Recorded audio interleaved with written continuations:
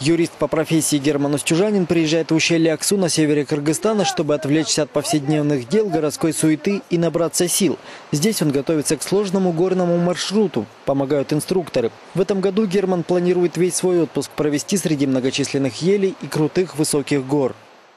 Ну, вот, допустим, название ущелий, название пиков, название перевалов я фактически не знаю, да? И вот когда профессиональный гид объясняет, вот, кто первооткрыватель, кто здесь прошел, значит, какие здесь бывают. То есть одним и тем же маршрутом, ну, можно, допустим, пройти так. Вот. И, соответственно, открываешь для себя очень много нового.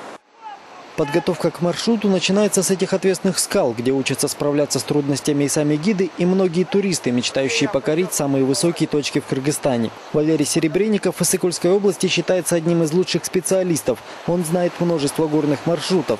Непрофессионализм гидов губительно сказывается на природе. Так отзывается о некоторых своих коллегах Валерий.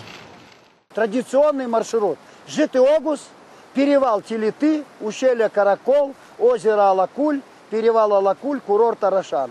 На этом маршруте природа выведена из строя. Буквально. Вот. Почему это? Потому что, во-первых, много людей посещает маршрут. Во-вторых, никто не контролирует утилизацию мусора группами, в том числе в коммерческом туризме. Ущелье Каракол. Сезон горного туризма здесь длится всего 3 месяца. За это время излюбленные маршруты несут большой урон. Посетители жгут костры, готовят пищу, оставляют после себя много мусора.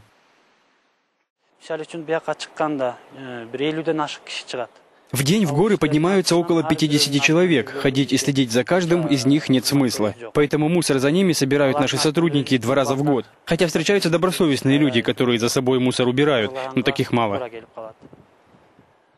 Этот пост был основан в 1998 году простым лесником, для того, чтобы защитники рекреационной зоны имели возможность контролировать экологическое состояние местности. Для компенсации ущерба установили плату за вход. С иностранцев берут чуть более $5. Но этих денег, по мнению таланта, хватает только на частичные восстановительные работы. Это включает в себя и уборку мусора. По словам сотрудников поста, если ничего не изменится, то через несколько лет излюбленные туристами места в Кыргызстане перестанут привлекать людей.